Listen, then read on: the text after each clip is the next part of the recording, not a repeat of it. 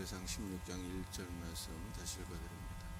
하나님의 궤를 메고 들어가서 다윗이 그것을 위하여 친 장막 가운데 두고 번제와 화목제를 하나님께 드리니라. 드디어 다윗이 하나님의 궤를 다윗성으로 메고 와서 장막 가운데 안치하고 번제와 화목제를 하나님께 드렸다 라고 하는 말씀입니다. 우리가 이미 말씀을 살펴본 것 같이 하나님의 궤는 기랏 여아림 아비나답의 집에서 20년 동안 머물렀어요. 그리고 다윗이 메우는데 하나님께서 심판하심으로 가드 사람 오벳 에돔의 집에서 석 달간 머물게 되었습니다. 그리고 다윗성으로 오게 된 것이죠.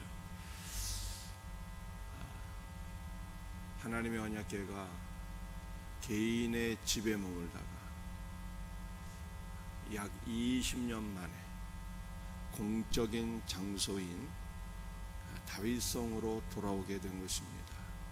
그러므로 왕은 하나님께서 맡겨주신 통치를 위하여 언약궤 앞에서 묻고 하나님의 말씀을 들을 수 있게 되었습니다. 여러분들, 이것은 무엇을 우리들에게 보여주고 있는 것입니까?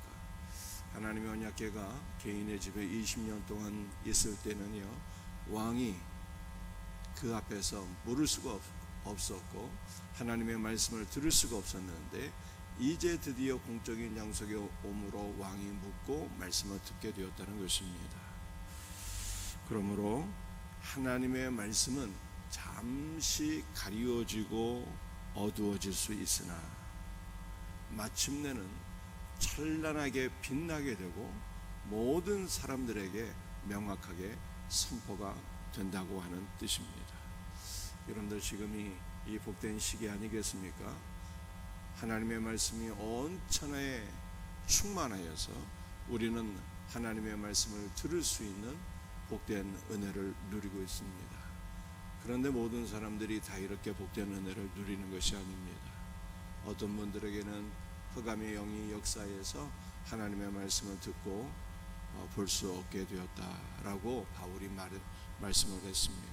그러므로 우리가 하나님의 말씀을 듣고 보기 위해서는요, 흑암의 영이 물러가고 성령께서 우리 가운데 들을 수 있는 귀, 볼 수 있는 눈을 주셔야지 하나님의 말씀을 명확하게 들을 수가 있는 것입니다. 온 천하에 충만하게 선포되는 하나님의 말씀을 우리가 명확하게 듣고 볼 수 있는 복된 은혜가 있기를 주의 이름으로 축복합니다. 여러분들, 하나님의 궤가 20년 만에 다윗성으로 오게 되었는데 어디 안치가 되었습니까? 이방의 우상들은 찬란한 신전 안에 안치가 되어 있었어요.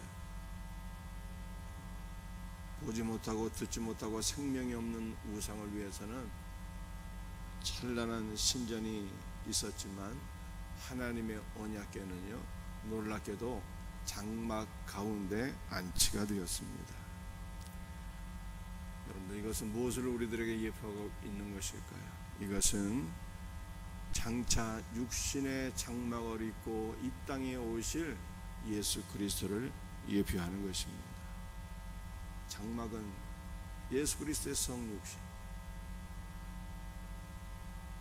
육신을 입고 이 땅에 오실 예수님을 보여주고 있는 거예요. 그리고 장막 가운데 언약궤가 안치가 되었다라고 하는 것은요, 놀랍게도 무엇을 우리에게 보여주고 있는 것일까요? 우리 주 예수 그리스도께서 장차 우리 육신에 낡고 쇠하고 보잘것없는 우리의 육신 안에 부활하신 예수 그리스도께서 임재하실 것을 보여주고 있는 것입니다. 그러므로 우리의 육신은 낡고 쇠하고 연약하고 보잘것없는 것이지만 죽으시고 부활하신 그리스도께서 임재하심으로 우리 몸은 성전이 되었다라고 바울이 고린도전서 3장 16절에서 말씀하고 있는 것입니다. 여러분들, 우리의 육신은 어떠한 것입니까? 육신의 장막이잖아요. 낡고 쇠하고 찢어지고 소멸할 수밖에 없는 것이지만 영원한 말씀이신 그리스도께서 우리 안에 내주하심으로 말미암아 우리는 영원한 존재가 되었다라고 성경이 말씀하고 있는 것입니다. 이것이 얼마나 놀라운 영적 비밀이요 축복인지 우리가 깊이 묵상하고 생각할 수 있는 은혜가 있기를 주의 이름으로 축복합니다. 여러분들, 다윗이 언약궤를 다윗성에 메고 와서 장막 안에 안치했어요. 그리고 일평생 언약궤 앞에서 묵고 언약궤를 사모하고 언약궤를 중심으로 생활하고 그 언약궤를 떠나지 않았습니다. 반면에 솔로몬은 어땠을까요? 솔로몬은 성전을 건축했습니다. 솔로몬은 성전을 건축했지만 언약궤를 떠나고 우상을 숭배하는 자가 되었어요. 여러분들, 교회가 가장 영광스러운 시기는 언제였을까요? 그것은 은과 금은 없었지만 말씀이신 주 예수 그리스도로 충만한 초대교회였습니다. 반면에 교회가 가장 타락했던 시기는 언제였을까요? 솔로몬 시대에 금과 음이 충만해서 솔로몬이 하나님을 떠나 우상을 숭배하게 되었는데, 중세도 그랬어요. 중세도 은과 금은 충만했지만 주 예수 그리스도의 이름을 부르지 않았습니다. 가장 타락한 시대였어요. 여러분, 오늘날은 우리는 어떤 시대 속에 살고 있습니까?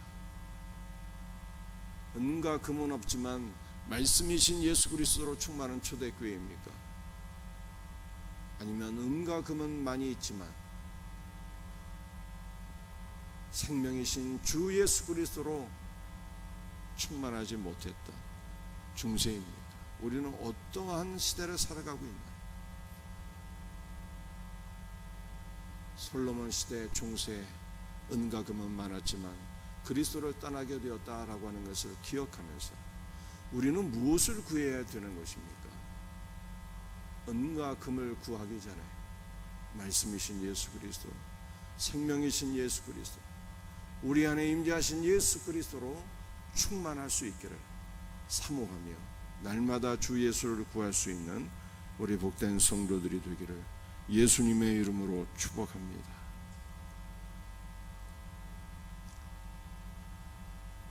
2절 말씀, 다윗이 번제와 화목제 드리기를 마치고 여호와의 이름으로 백성에게 축복하고, 다윗이 언약궤를 장막 안에 안치고 나서 번제와 화목제를 드렸다, 이렇게 말씀하고 있습니다. 여러분들, 번제는 무엇이? 모든 것을 불태워서 하나님께 드리는 온전한 헌신의 제사. 제물을 가죽 외에는요, 모든 것을 다 불태우는 거예요. 온전한 헌신이에요. 온전한 헌신의 제사가 번제. 여러분들, 이 번제는 우리를 위하여 물 한 방울, 땀 한 방울, 피 한 방울 남기지 아니하고 다 쏟아부으신 우리 주 예수 그리스도를 가리킵니다. 우리를 구원하기 위하여 자신의 모든 것을 다 쏟아붓고 헌신하신 예수 그리스도를 가리킵니다. 화목제를 드리셔서 화목제. 여러분들, 화목제는 하나님과 우리 사이에 참으로 화평을 이루어 주신 예수 그리스도를 가리킵니다. 그러니까 언약궤도 예수님이요, 장막도 예수님이요, 다윗이 언약궤를 장막 안에 앉히고 제사를 드렸던 번제와 화목제도 다 예수님을 가리킵니다. 여러분, 화목제는 하나님과 우리 사이에 참 화평을 가져다 주신 예수 그리스도를 가리킨다. 그런데 주 예수 그리스도로 말미암아 하나님과 우리 사이에 참 화평이 오게 되었을 때, 죄로 말미암아 하나님의 원수가 되었던 우리인데 예수님으로 말미암아 하나님과 아버지가, 하나님 아버지와 우리가 하나가 되었잖아요. 그 결과 아버지 안에 있는 모든 생명과 모든 충만이 우리에게 부어지게 된 거예요. 이것이 화평, 샬롬인가? 이것이 샬롬. 여러분들, 샬롬이라고 하는 것은요, 단순히 하나님 아버지와 우리가 화목하게 되었다는 것이 아닙니다. 샬롬은 예수님 안에서 하나님 아버지와 우리가 화목하게 됨으로 말미암아 그 결과 아버지 안에 있는 모든 생명과 모든 충만이 우리에게 부어지게 된 것, 이것이 샬롬이에요. 여러분들, 하나님 아버지와 우리가 하나가 되기 전에 우리에는 뭐가 있었을까요? 하나님 때문에, 죄 때문에 두려워하고 근심하고 걱정하고 염려하고 뭐 이런 것들이 가득했을 것 아니겠습니까? 하나님을 떠났으니 죄로 인해 죽을 수밖에 없는 존재가 되었으니 얼마나 두려움과 공포와 근심과 염려가 가득한 인생이 바로 우리였죠. 그런데 예수님 안에서 아버지와 우리가 하나가 되어서 죄 문제가 해결된 것입니다. 그 결과 아버지 안에 있는 모든 생명과 모든 은혜가, 모든 사랑이, 모든 충만이 우리에게 부어져서 샬롬이 된 거예요. 샬롬. 이것이 바로 샬롬이에요. 샬롬은 곧 하나님의 나라가 우리 안에 임한 것입니다. 이것이 샬롬이에요. 샬롬. 예수님께서 우리에게 우리를 위하여 모든 것을 쏟아부어 헌신하시고 아버지와 우리와의 화목을 이루심으로 우리에게 진정한 하나님의 나라가 오게 되었다는 거예요. 진정한 샬롬이 온 거예요. 이것이 바로 화목인 것입니다. 번제와 화목제를 드리셨대죠. 그런데 예수님께서 번제와 화목제를 드리실 때 우리도 하나님께 드려진 존재가 되었어요. 여러분들, 예수님과 우리는 하나 아닙니까? 하나로 연합되었잖아요. 믿음으로. 그러므로 예수님께서 자신을 하나님 앞에 온전한 헌신의 제사로 드리셨을 때 우리도 하나님 앞에 온전한 번제로 드려진 거예요.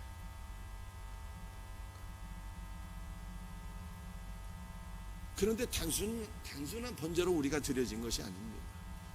예수님은 우리의 화목제시잖아요. 예수님으로 인해서 아버지와 우리가 하나가 되었고 아버지의 모든 충만이 우리에게 부어졌잖아요. 그러므로 우리는 아버지 안에 있는 모든 은혜와 생명으로 가득한 존재가 되어서 하나님 앞에 거룩한 산제물로 드려졌다. 거룩한 산제물. 단순한 번제만이 아니라 아버지 안에 있는 모든 생명으로 충만한 생명의 제물로 하나님 앞에 드려졌다. 이것이 거룩한 산제물이에요. 여러분들, 제물이 되려면 죽어야 제물이 되잖아요. 그런데 거룩한 산제물, 여기서 산제물이라고 하는 것은 생명으로 가득한 제물을 가리킵니다. 아버지 안에 있는 모든 생명으로 가득한 충만한 제물이 되어서 우리가 하나님께 바쳐집니다. 이것이 예수 그리스도 안에서 이루어진 거예요. 그러므로 우리는 이미 아버지께 바쳐진 존재가 되었어요. 하루하루 예수 그리스도 안에서, 예수 그리스도 안에서 아버지께 바쳐진 거룩한 산제물로 살아갈 수 있는 복된 은혜가 있기를 주의 이름으로 축복합니다. 여러분들, 이제 말씀을 다시 생각해 보십시다. 언약궤를 장막 안에 안치했어요. 번제와 화목제를 드렸습니다. 그리고 제사가 마무리된 이후에 여호와 이름으로 다윗이 백성을 축복했어요. 여호와 이름으로. 여호와의 이름은 예수님의 이름이죠. 탈굽역을 보게 되면 여호와의 말씀의 이름으로 축복했다 이렇게 말씀하고 있습니다. 여호와도 예수님이요 말씀도 예수님이요 축복했어. 예수님으로 축복한 거예요. 여러분들 축복이라고 하는 단어 자체도요 세상의 축복을 가리키는 거예요. 축복이라고 하는 단어 자체도 신령한 복을 가리키는 것이고 이 신령한 복은 바로 주 예수 그리스도를 가리키는 거예요. 그러니까 성경의 모든 것은 다 예수님으로 가득하여 있는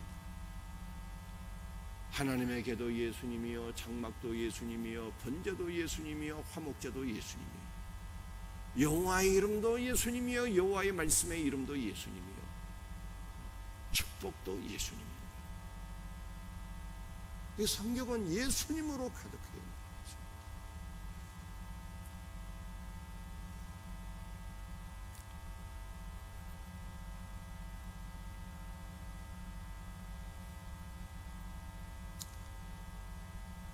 팔 절과 9절 한번 읽어볼까요? 너는 여호와께 감사하며 그의 이름을 불러하려며 그가 행하신 일을 만민 중에 아뢰지어다.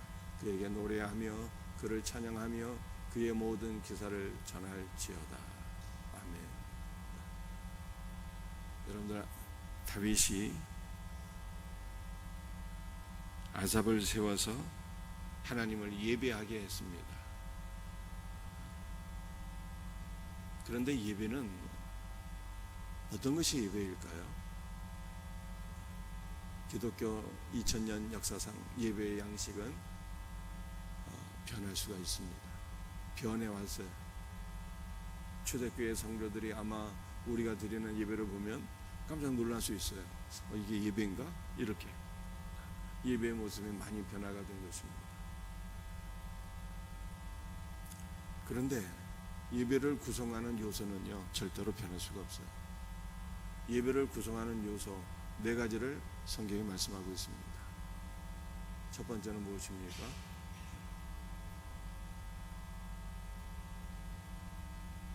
감사와 찬양이에요. 첫 번째 감사와 찬양. 두 번째 그의 이름을 불러하려며 기도. 세 번째 그의 모든 기사를 전하는 것. 이것이 예배를 구성하는 기본적 3가지 요소예요. 감사와 찬양. 두 번째 기도. 세 번째 그의 모든 기사를 전하는 것.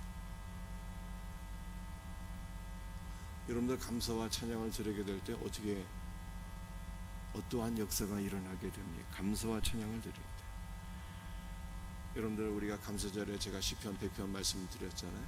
다윗이 이렇게 말씀하고 있습니다. 감사함으로 그의 문에 들어가며 찬송함으로 그의 궁정에 들어가서 감사와 찬송을 드리게 될 때 하늘 성전 안으로 들어가는 놀라운 역사가 일어나게 되는 것입니다.